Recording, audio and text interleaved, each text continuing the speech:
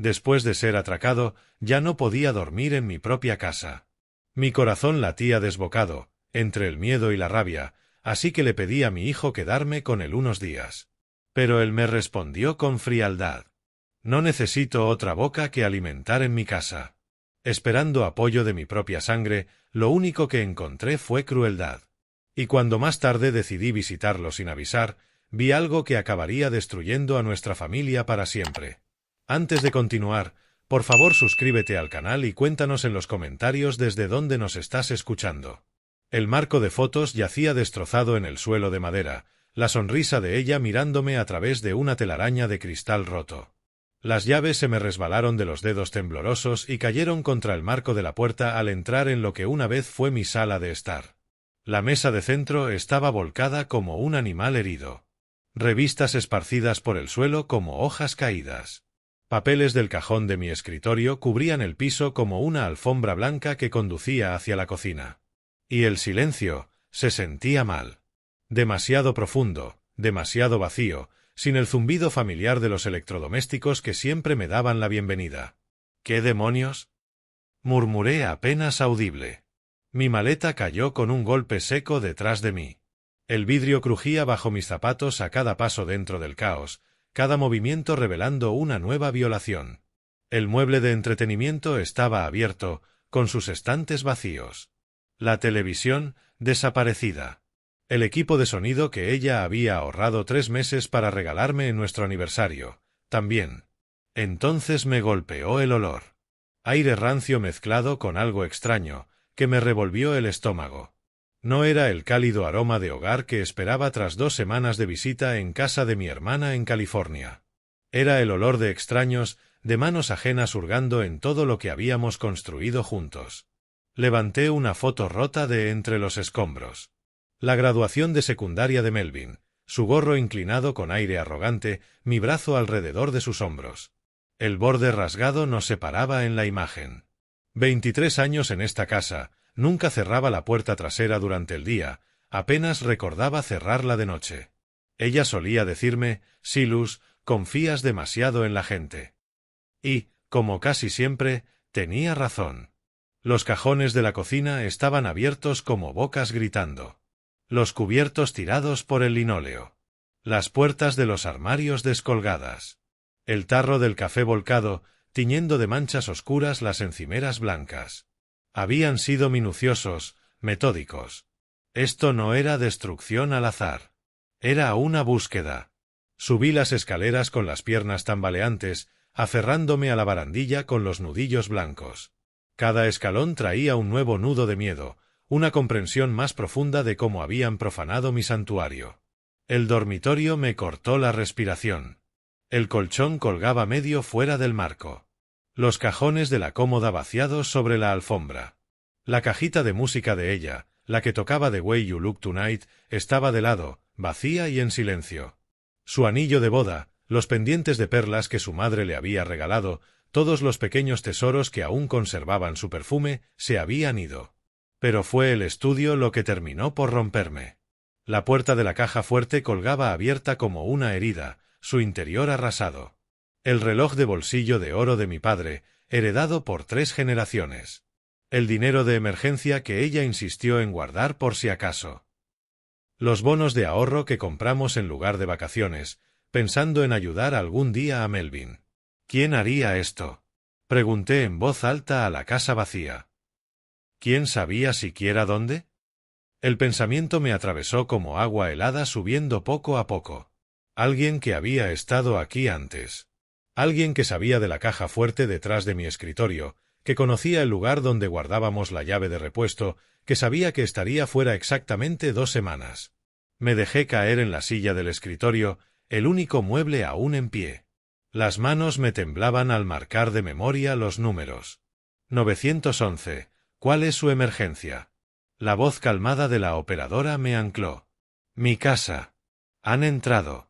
Acabo de volver de California y todo está destruido. ¿Está en peligro inmediato, señor? ¿Los intrusos siguen allí?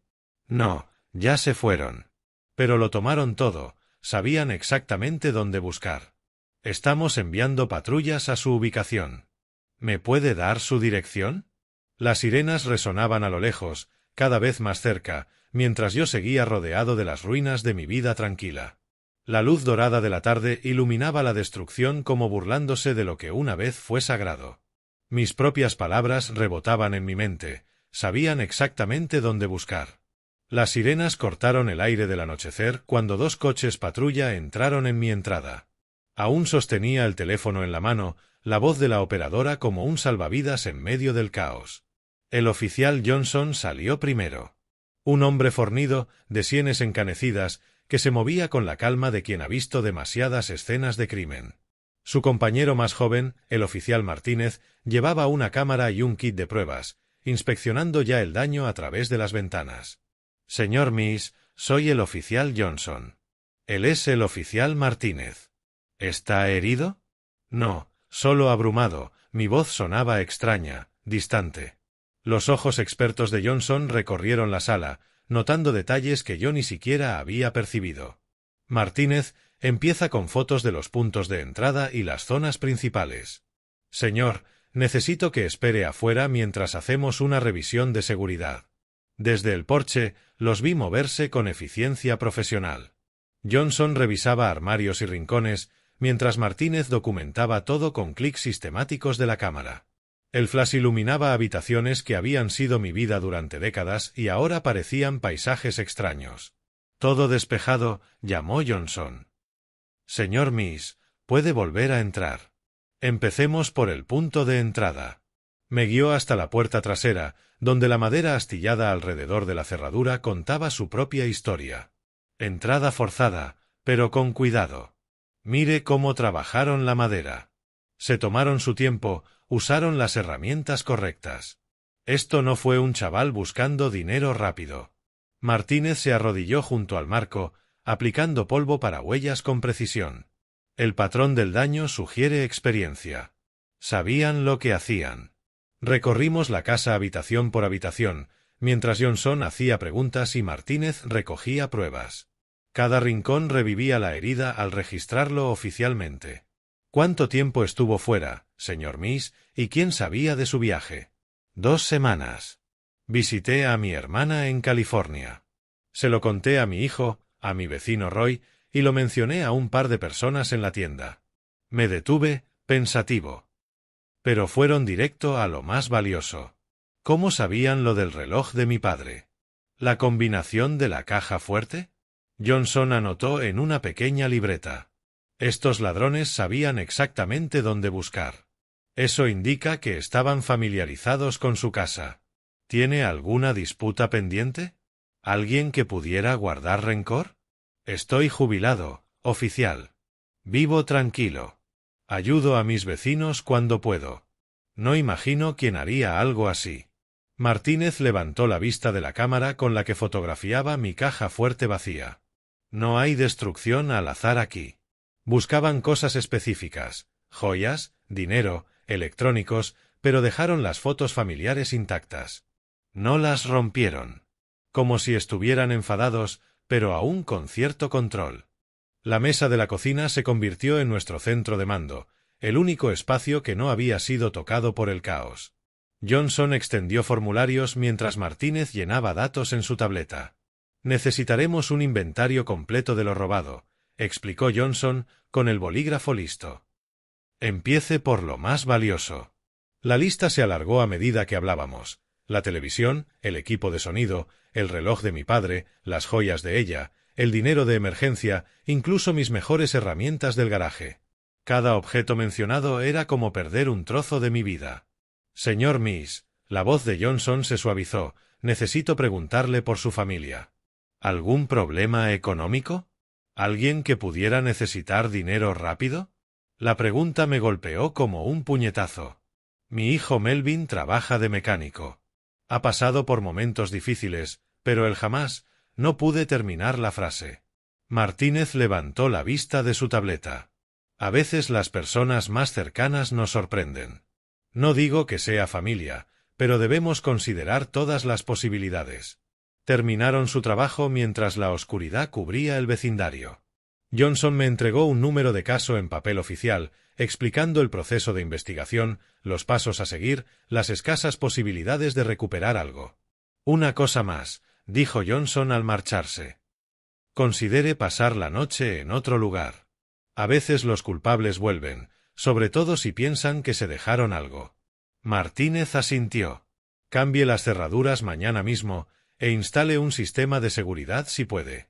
Me quedé en la puerta, observando cómo las luces traseras de las patrullas se perdían en la noche.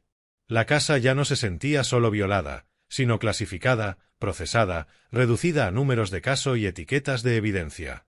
El silencio volvió más profundo que nunca. Polvo para huellas cubría mis muebles como ceniza, y cintas amarillas marcaban zonas intocables. Mi hogar se había convertido en una escena del crimen, y yo, oficialmente, en una víctima. Pero las palabras de Johnson resonaban en mi mente, familiaridad con su casa. Alguien que conocía mis hábitos, mis escondites, mis horarios. La posibilidad que había intentado evitar ya no parecía tan remota, sino inevitable. Las sirenas se desvanecieron en la distancia, dejándome solo con los escombros y el peso creciente del cansancio. 2 semanas de viaje, horas de trauma emocional, y ahora este silencio hueco que me taladraba los oídos. Intenté devolver algo de orden, enderecé una lámpara, apilé libros, pero cada pequeño esfuerzo revelaba 10 destrozos más. Los marcos rotos me cortaron los dedos. Los muebles volcados eran demasiado pesados para mi espalda envejecida. La inutilidad de todo me desbordó. El cuerpo me dolía por el vuelo, por encorvarme sobre formularios policiales, por la tensión que me atenazó los hombros desde que vi la foto de ella hecha añicos. La casa ya no era segura, estaba contaminada por manos extrañas y motivos oscuros. Necesitaba ayuda. Por primera vez en 5 años, desde el funeral de ella, necesitaba apoyarme en alguien más. Encontré mi teléfono bajo un montón de papeles viejos, con la pantalla agrietada pero aún funcional. La lista de contactos se sentía lejana bajo mis dedos temblorosos. ¿Cuándo había llegado al punto de necesitar valor para llamar a mi propio hijo? Sonó 3 veces antes de que Melvin respondiera. «Papá». Su voz sonaba extraña, tensa con algo que no lograba identificar. «¿Por qué llamas tan tarde?» «Melvin, hijo, ha pasado algo terrible. Robaron mi casa mientras estaba en California». El silencio se alargó. De fondo escuché ruido de televisión y la voz de Wendy diciendo algo que no entendí. «¿Robada?», repitió al fin. «¿Estás bien?» «Físicamente sí. Pero la casa está destruida.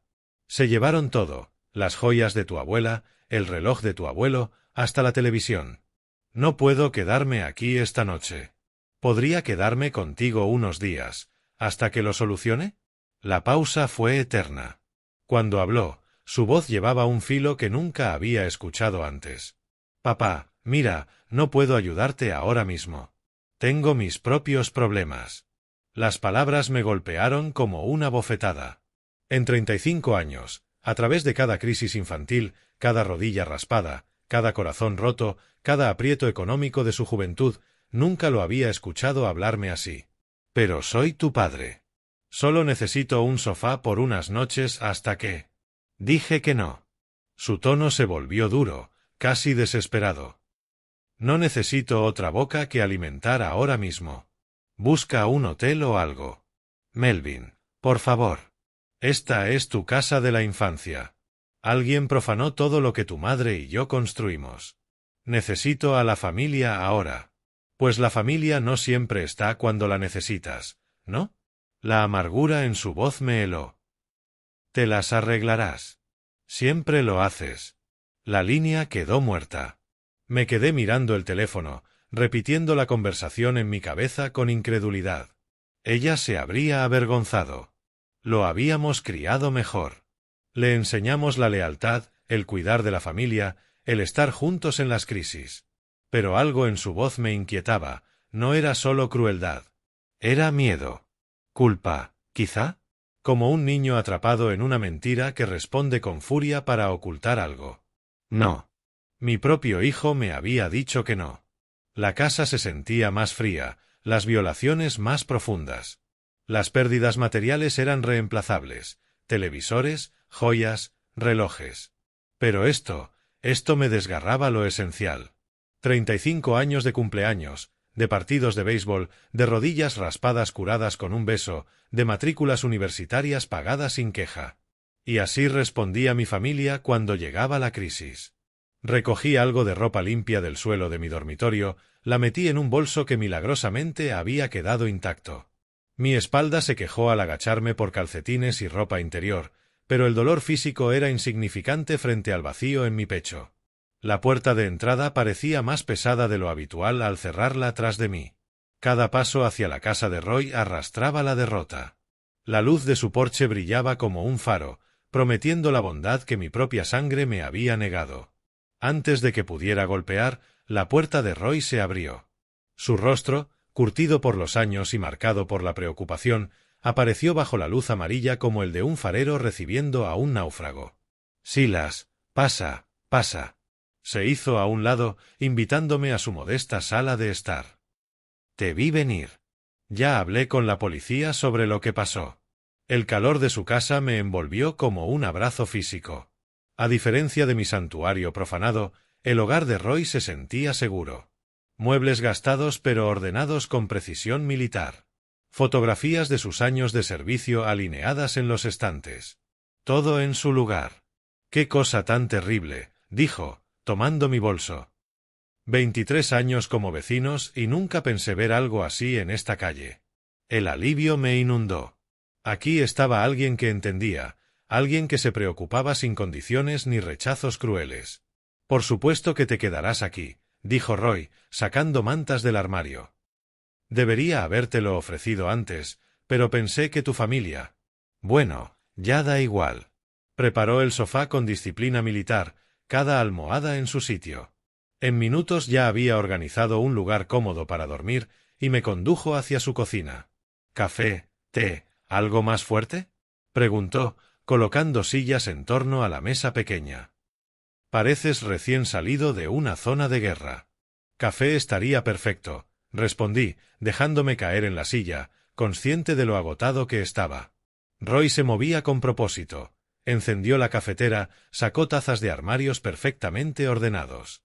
La familiaridad de su hospitalidad calmaba algo roto dentro de mí. Le conté al oficial Johnson todo lo que recordaba, dijo, sirviendo el café. «Que vi el Honda de tu Melvin varias veces en tu casa esta semana». Levanté la cabeza de golpe.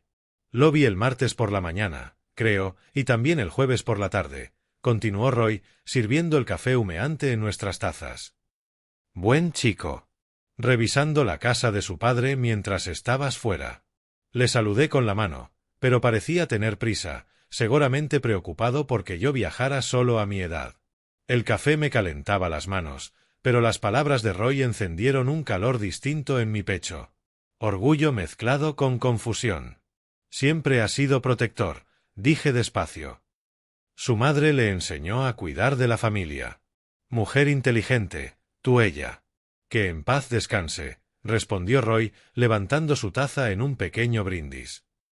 «Estaría orgullosa de ver cómo vela por ti». Asentí, pero algo me rondaba en la cabeza. Si Melvin había estado vigilando la casa, ¿por qué no lo mencionó en la llamada? ¿Por qué sonó tan extraño, tan a la defensiva? «Me alegra que estuviera pendiente del lugar», dije al fin. «Pero eso lo hace aún más desconcertante».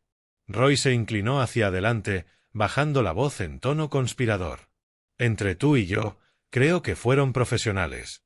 La forma en que sabían que llevarse, lo silenciosos que fueron. Esto no fueron unos chavales desesperados buscando dinero rápido». «¿Eso piensas? 26 años en el servicio te enseñan a leer las situaciones. Alguien planificó esto con cuidado. Conocía tus rutinas. Sabía cuándo ibas a estar fuera». Hizo una pausa, bebiendo un sorbo. «La pregunta es, ¿quién podría saber todo eso?». La cuestión flotó en el aire como humo.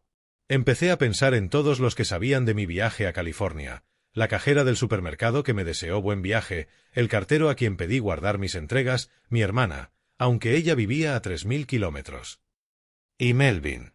«Esto se siente tan calculado», admití. Como si alguien hubiera estado observando, aprendiendo mis costumbres. Roy asintió con seriedad. Eso mismo le dije a la policía. Me recordó a la recopilación de inteligencia, metódica, minuciosa, paciente. Nos quedamos en un silencio cómodo, dos viejos intentando dar sentido a una violación sin sentido. Afuera, el vecindario se sumía en la calma nocturna, las luces de los porches formando pequeños círculos de seguridad en la oscuridad. «Mañana te ayudo a limpiar», ofreció Roy. «No tiene caso que enfrentes ese desastre solo. Te lo agradezco más de lo que imaginas». Las palabras me salieron más ásperas de lo que quería. «¿Y para qué están los vecinos?», dijo con una sonrisa sincera. «Además, quiero ver bien cómo entraron. Tal vez deba reforzar mi propia seguridad después de esto». Al acostarme en el cómodo sofá de Roy, sus palabras seguían retumbando en mi mente. Alguien lo planeó con cuidado. El pensamiento debería haberme dado miedo, pero en cambio me resultaba extrañamente claro.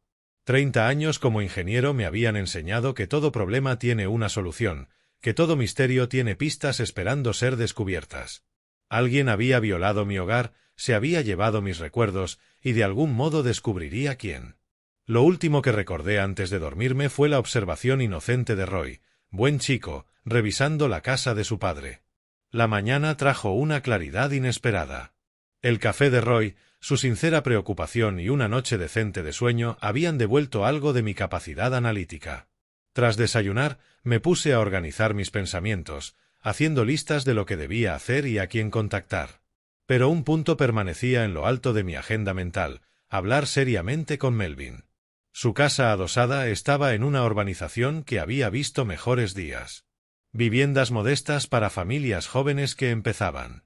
Yo mismo le ayudé con la entrada hace 3 años, orgulloso de que mi hijo estuviera construyendo su propia vida, su futuro. Ahora, al aparcar en su angosta entrada, noté detalles que antes había pasado por alto. Pintura descascarada en los marcos de las ventanas, una grieta en el escalón de la entrada, el césped descuidado. Debían de irle peor de lo que me había hecho creer. Presioné el timbre y esperé.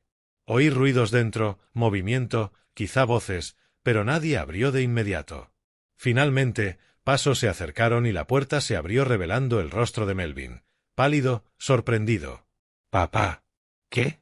¿Qué haces aquí?». Su reacción me tomó por sorpresa.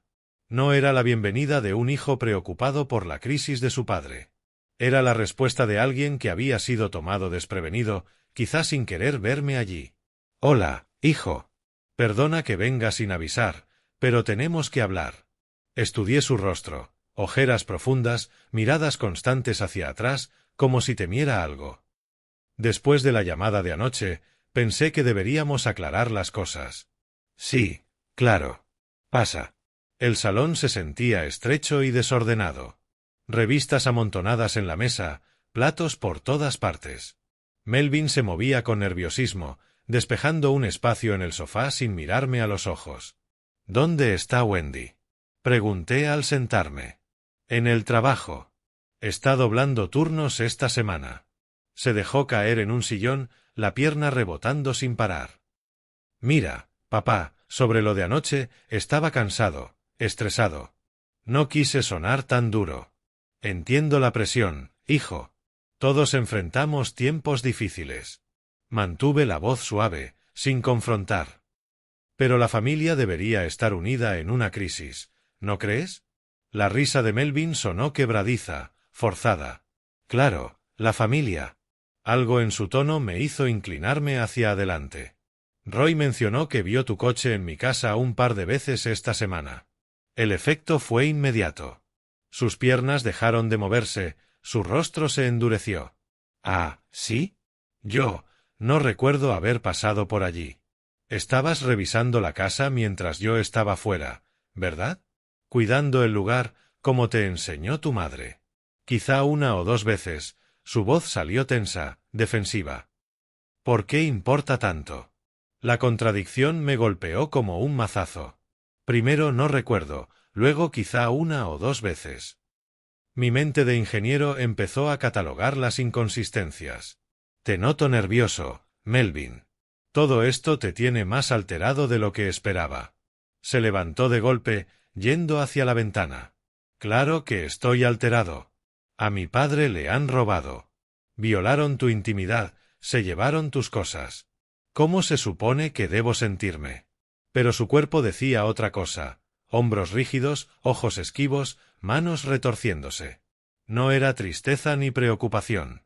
Era el comportamiento de alguien con un peso enorme encima. Siéntate, hijo. Me pones nervioso.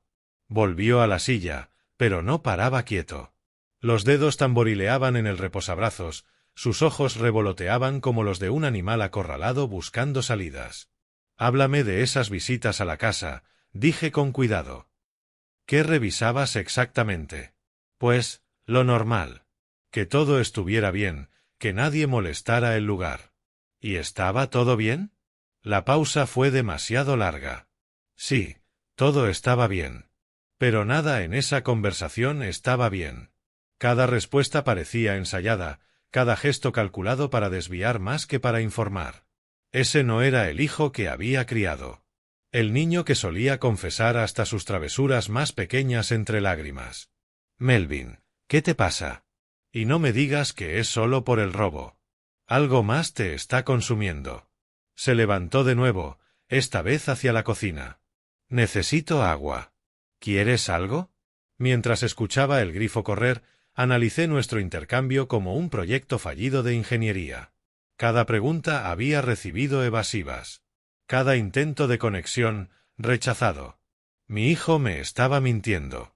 Pero, ¿sobre qué? Aproveché ese momento para estudiar con más detalle su sala de estar.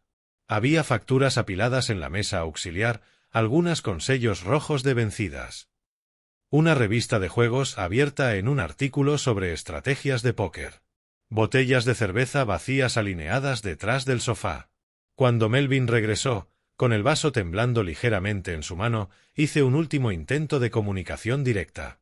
Hijo, si estás metido en algún problema, puedes decírmelo. Sea lo que sea, lo resolveremos juntos. Su risa salió áspera, casi amarga. ¿Problemas? ¿Qué clase de problemas podría tener, papá? La pregunta sonó como un desafío, pero no entendía las reglas de ese juego en el que, sin querer, estaba atrapado. No lo sé. Por eso te lo pregunto. Melvin se volvió a sentar, pero todo su cuerpo seguía tenso, como un resorte a punto de estallar.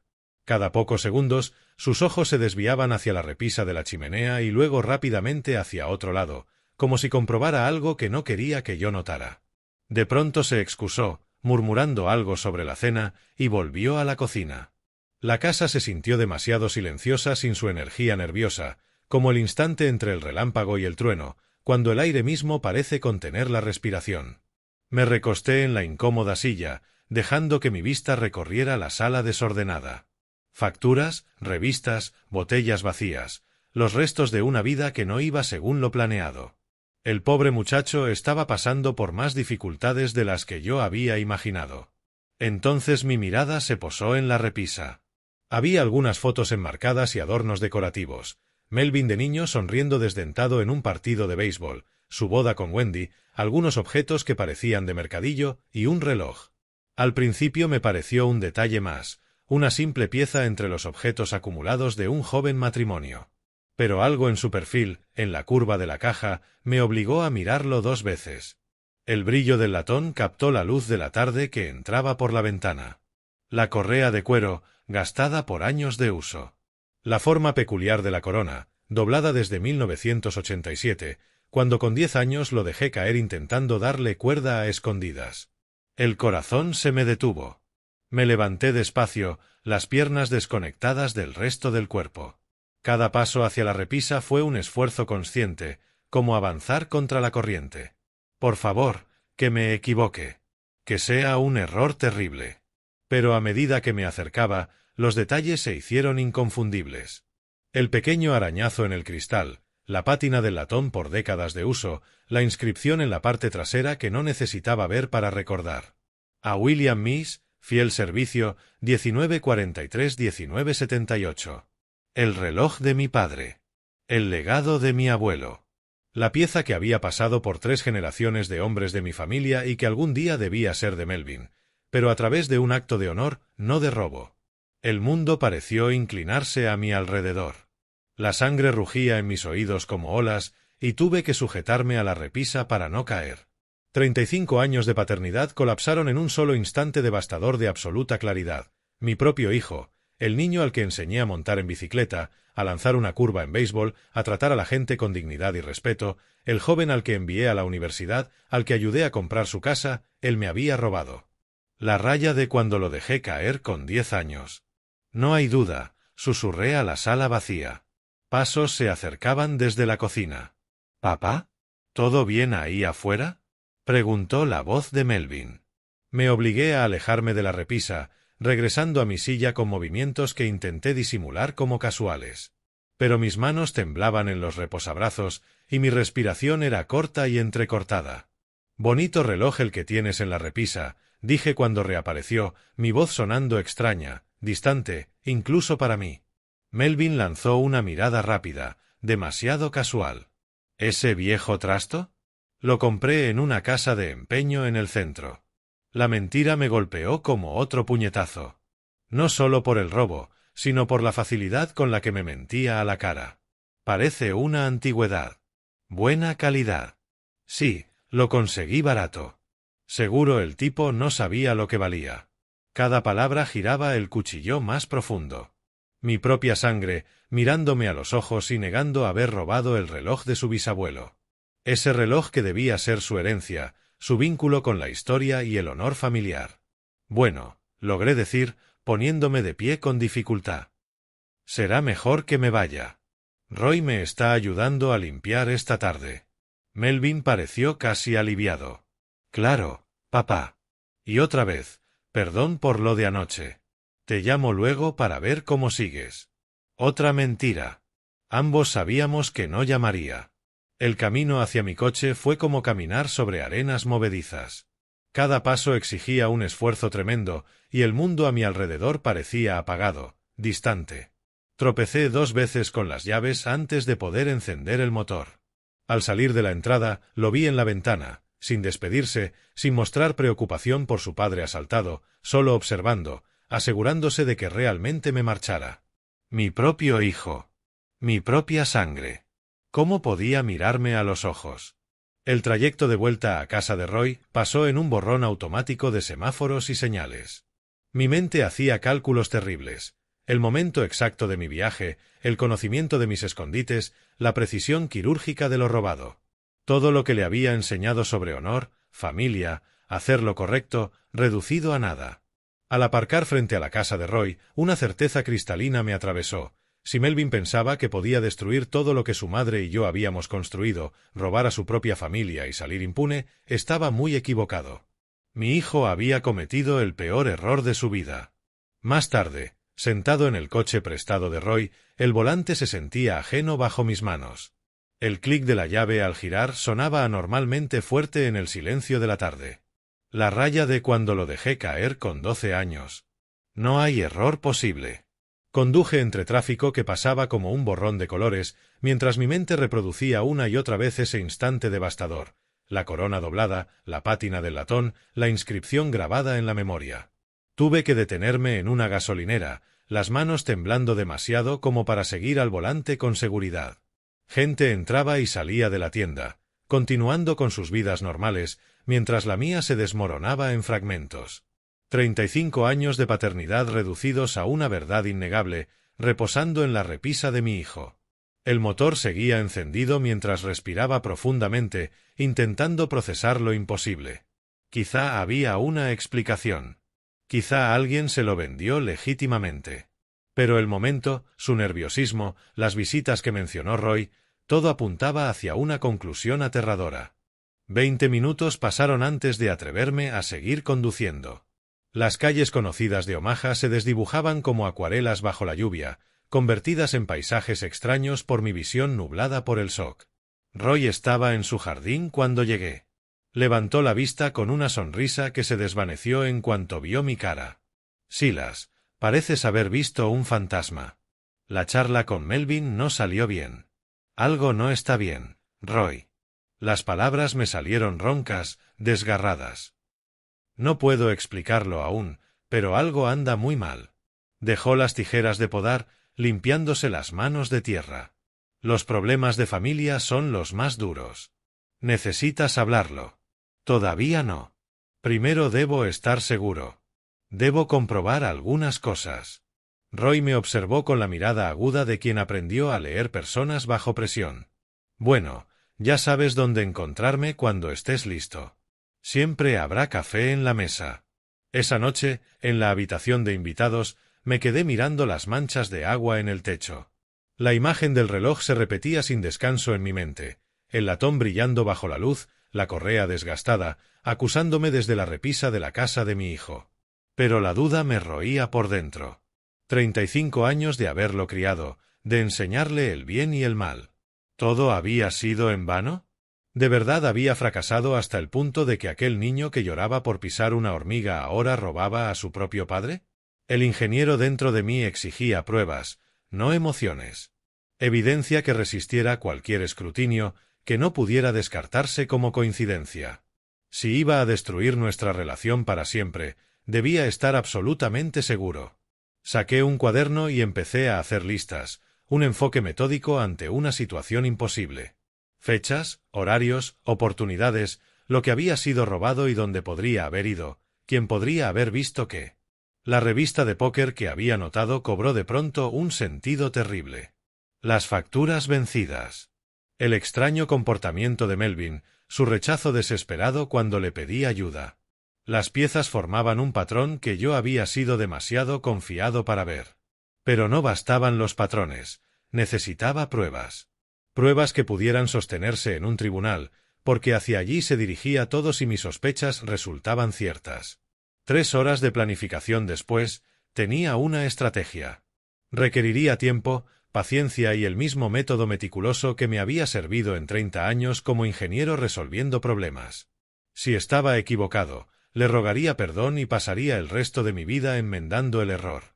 Pero si tenía razón, el hijo que había robado a su propio padre descubriría que su viejo era capaz de mucho más de lo que imaginaba.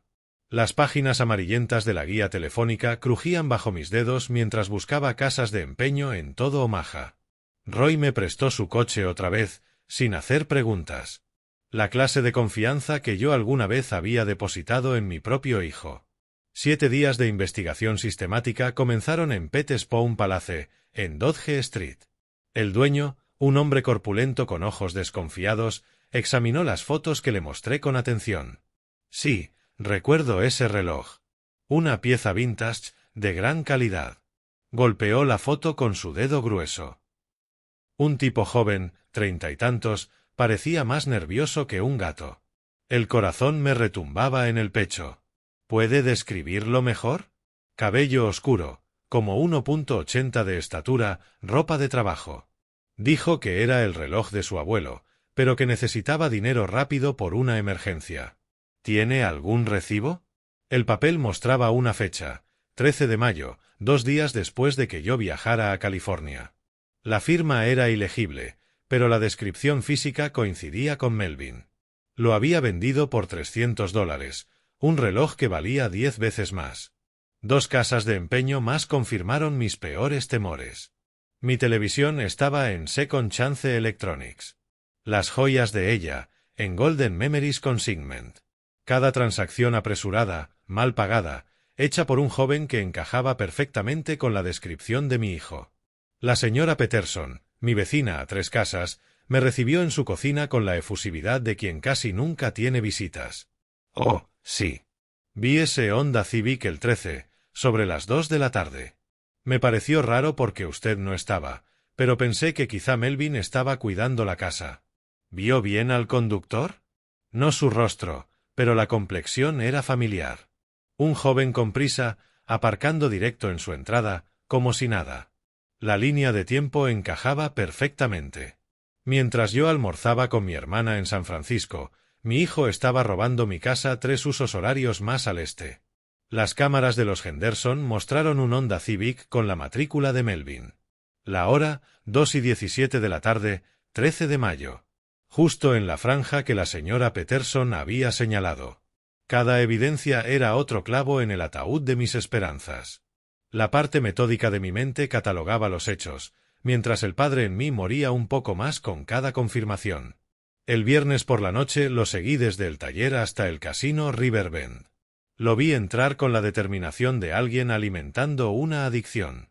2 horas después salió derrotado, los hombros caídos, probablemente con los bolsillos más vacíos que antes. La pieza final encajó, la desesperación lo había llevado a robar a su propio padre, y allí estaba, tirando el dinero que no tenía.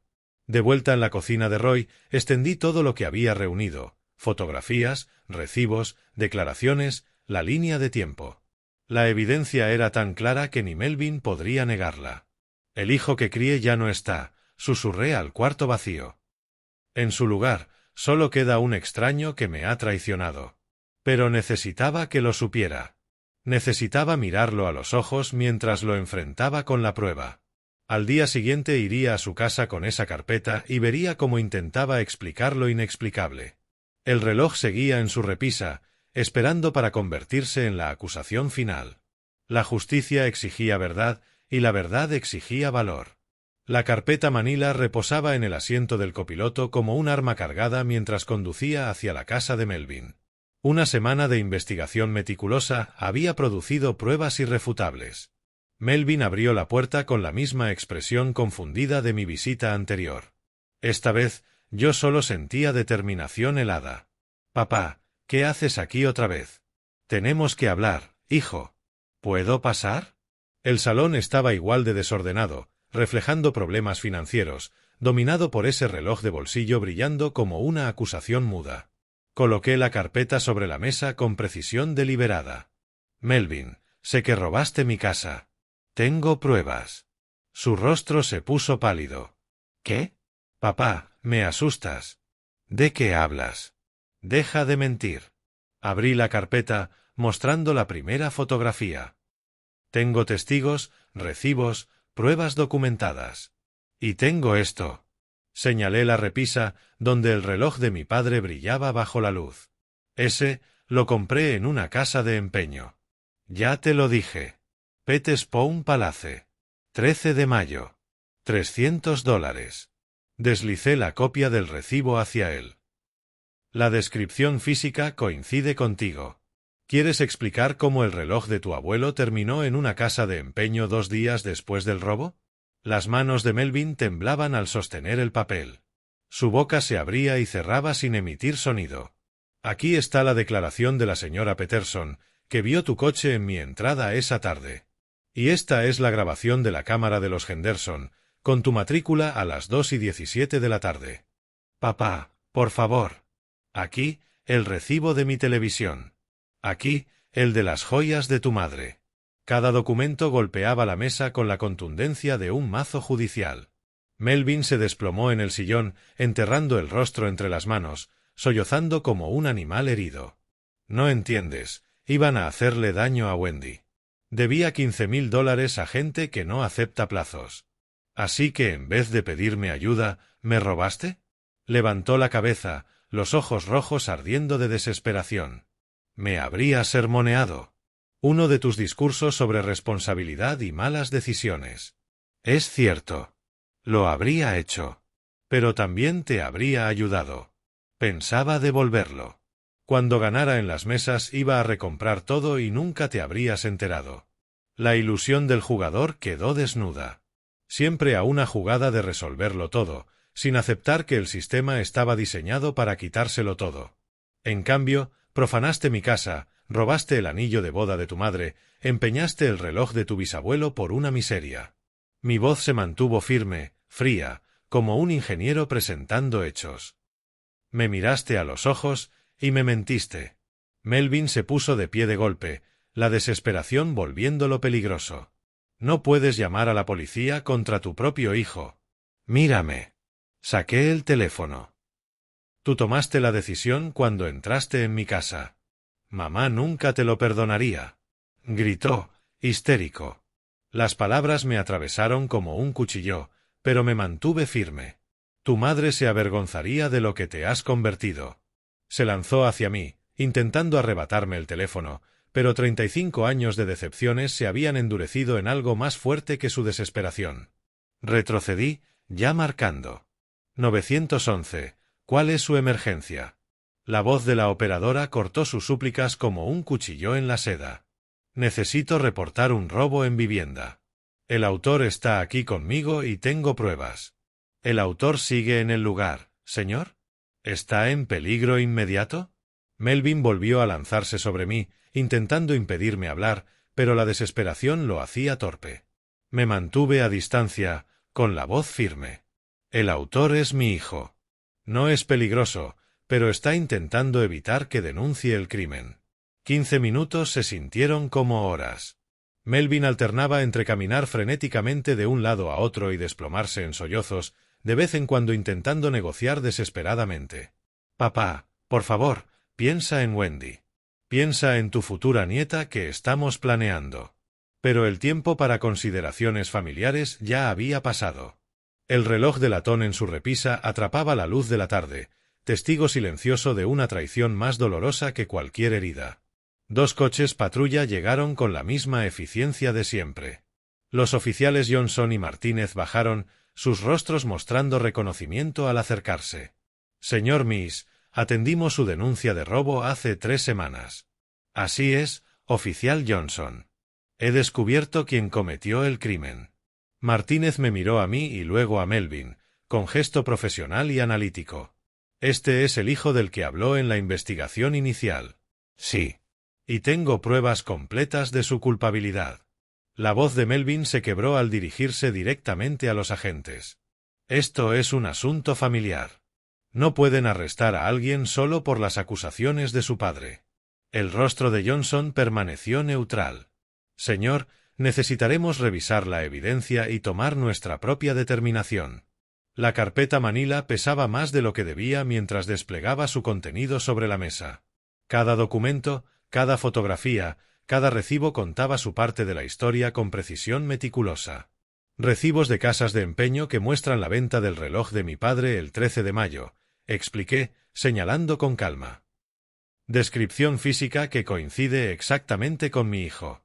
Martínez fotografiaba cada pieza con la cámara del departamento. Esto parece legítimo. Podemos verificarlo con los establecimientos. Imágenes de cámaras de seguridad mostrando su vehículo en mi casa en el momento del robo. Testimonios de testigos que lo ubican en la escena. El rostro de Melvin se volvió ceniciento. La seriedad de la investigación policial era muy distinta de las acusaciones emocionales de un padre. Y aquí, dije, señalando la repisa, está el reloj de bolsillo de mi bisabuelo, a la vista de todos. Johnson lo examinó sin tocarlo. Coincide con la descripción de su denuncia original. Exactamente. Incluso con el rasguño característico de cuando lo dejé caer siendo niño. El sonido de una puerta de coche cerrándose afuera interrumpió el momento. Wendy irrumpió por la entrada, aún con su uniforme de trabajo, los ojos desorbitados al ver los coches patrulla. ¿Qué pasa, Melvin? ¿Por qué está aquí la policía? Su marido no pudo sostenerle la mirada. Wendy, ha habido un malentendido. Ningún malentendido, dije con voz baja pero firme. Tu esposo robó mi casa. Tengo pruebas. El grito que salió de su garganta fue puro dolor. Se desplomó de rodillas junto a Melvin, aferrando sus manos. Diles que no es cierto. Diles que no hiciste esto. Pero el silencio de Melvin fue más devastador que cualquier negación. Martínez terminó de documentar la evidencia y conversó en voz baja con su compañero. La decisión tomó menos de 5 minutos. Melvin Miss queda arrestado por robo residencial y hurto de propiedad valorada en más de $1000. Los Miranda Rights sonaron irreales, pero el clic de las esposas fue brutalmente real. Papá, por favor, la voz de Melvin se quebró mientras lo llevaban hacia la puerta. Sigo siendo tu hijo. Y justamente por eso es necesario, respondí. Los sollozos de Wendy resonaban en la sala vacía mientras los coches patrulla se alejaban. Me quedé solo, mirando el espacio vacío en la repisa donde había estado el reloj de mi padre. La evidencia se había ido, confiscada para el proceso legal. Pero el hueco en mi pecho sugería que esta victoria podía ser la derrota más devastadora de todas. 3 semanas habían pasado desde el arresto, y el sueño seguía siendo tan esquivo como la paz que esperaba sentir. Roy me encontró otra vez en su cocina al amanecer, sorbiendo café frío y mirando los documentos judiciales que habían llegado el día anterior. «Si sigues así, te vas a consumir», dijo, preparando café fresco sin necesidad de que se lo pidiera. La notificación de la audiencia preliminar pesaba en mis manos. 15 de julio, la fecha en que mi testimonio iniciaría formalmente el proceso para enviar a mi propio hijo a prisión. A veces me pregunto si ella lo entendería, confesé por primera vez en voz alta.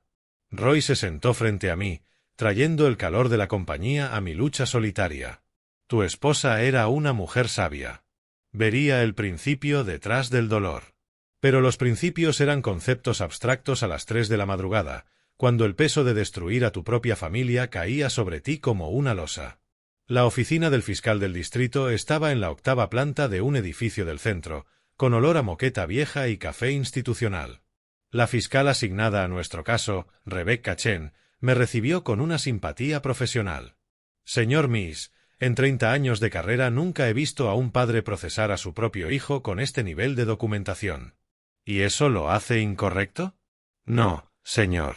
Lo hace extraordinario. La evidencia es completa. Lo más probable es que acepte un acuerdo de culpabilidad para evitar juicio. Extendió copias de mi investigación sobre su escritorio, recibos de empeño, testimonios de vecinos, imágenes de cámaras. Cada hoja representaba horas de trabajo meticuloso, pero también otro clavo en el ataúd de mi relación con Melvin. El robo residencial con hurto superior a $1000 suele conllevar de 2 a 4 años. Con su historial limpio y las circunstancias familiares, probablemente obtenga libertad condicional y terapia obligatoria. El Douglas County Correction Center parecía otro mundo. Detectores de metales, credenciales de visitante, guardias que habían visto demasiada debilidad humana como para sorprenderse de la traición familiar.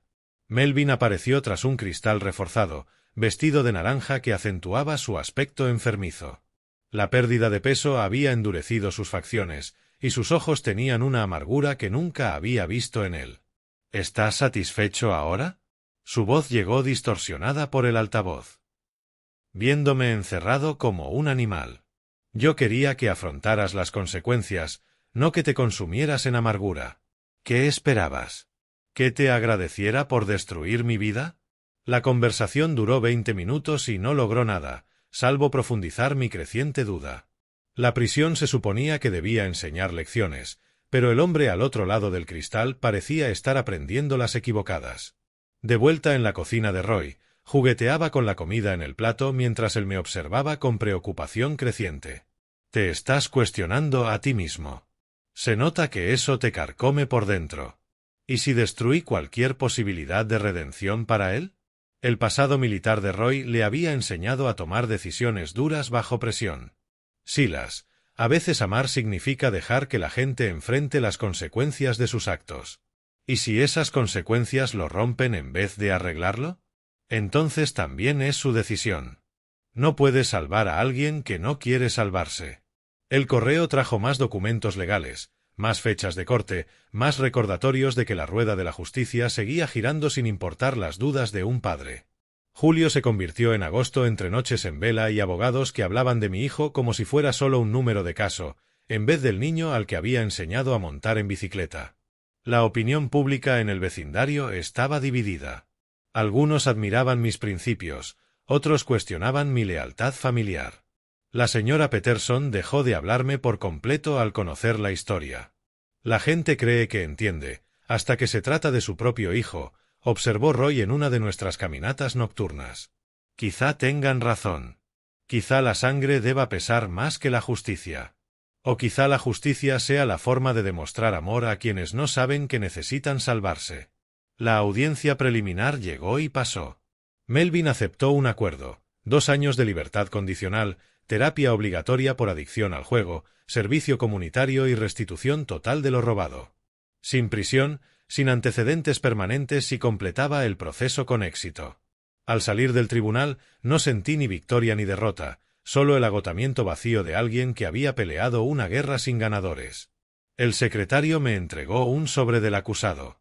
Dentro había una hoja escrita a mano. Papá, el consejero dice que necesito entender por qué hiciste esto. Estoy intentando. Quizá podamos hablar cuando esté listo. Sigo siendo tu hijo, Mel. Por primera vez en meses logré dormir toda la noche. 6 meses después, estaba en mi sala vacía, rodeado de cajas marcadas Arizona con la letra cuidadosa de Roy. La decisión de dejar Omaha no había sido fácil, pero quedarme en esa casa resultaba imposible. ¿Seguro de esto?, preguntó Roy, cerrando otra caja con cinta. Huir nunca resuelve nada. No estoy huyendo. Estoy eligiendo sanar en otro lugar. La carta de Melvin descansaba en la encimera, desgastada de tanto leerla. 3 páginas de letra clara, la primera comunicación real desde la sentencia. Papá, el consejero dice que debo aceptar responsabilidad antes de poder enmendarme. Tenías razón, la adicción me controlaba. Ahora lo veo. El robo no fue por dinero, fue por alimentar algo que ya había destruido mi juicio. Siento que hicieran falta consecuencias legales para entender lo que intentaste enseñarme toda mi vida. Sé que no lo hiciste para herirme. Lo hiciste porque me amas lo suficiente como para dejarme enfrentar la verdad. Aún no estoy listo para verte, pero quiero que sepas que la terapia está ayudando. Tal vez algún día podamos reconstruir lo que rompí. Todavía aprendiendo a ser tu hijo, Melvin.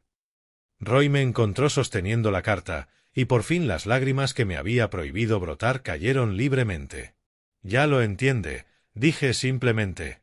Le costó bastante, replicó Roy con una media sonrisa. El camión de mudanzas llegó un martes que se sintió como un renacer. Arizona ofrecía distancia de los recuerdos dolorosos y cercanía a mi hermana, que me llamaba cada semana desde que supo de la crisis familiar. ¿Te arrepientes de cómo lo manejaste?, preguntó Roy mientras cargábamos la última caja. Los métodos fueron dolorosos, pero el principio fue correcto.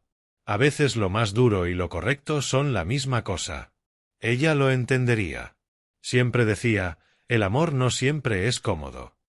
El abrazo de despedida en el aeropuerto fue a la vez cierre y comienzo. 23 años de vecindad destilados en un apretón de manos y una promesa de mantener el contacto. Cuídate, Silas. Y no tardes en contestar cuando ese chico te llame. El vuelo a Phoenix me dio tiempo para pensar en justicia y familia, en principios y perdón. En algún punto sobre Kansas comprendí que lo más difícil no había sido llamar a la policía contra mi propio hijo. Lo más difícil había sido aprender que el amor a veces requiere causar dolor para que haya sanación. Arizona me recibió con cielos despejados y un calor que parecía hornear las dudas fuera de los huesos. Mi nuevo apartamento miraba hacia montañas que hacían ver pequeños los problemas humanos. El reloj, devuelto tras el juicio, descansaba en mi mesilla junto a la foto de ella. 3 generaciones de hombres mis lo habían portado, y algún día, cuando Melvin estuviera listo, continuaría su camino. Pero primero debía terminar de aprender la lección que yo había sido demasiado cobarde para enseñarle hasta que la crisis me obligó. El teléfono sonó un jueves por la tarde, 6 meses después de instalarme en Arizona. El identificador mostró un número familiar que no veía desde hacía más de un año. Papá, soy yo. La voz de Melvin llevaba un nuevo peso, el sonido de alguien que había atravesado las consecuencias y salido cambiado. Quería llamarte en el cumpleaños de mamá. Creo que le gustaría que habláramos hoy. Así es. He estado sobrio del juego por 8 meses. El consejero dice que ya puedo empezar a hacer enmiendas reales. ¿Cómo quieres que empecemos? La conversación duró 2 horas. Hablamos de adicción y responsabilidad, de justicia y perdón, de la diferencia entre habilitar a alguien y amarlo lo suficiente como para dejarlo caer.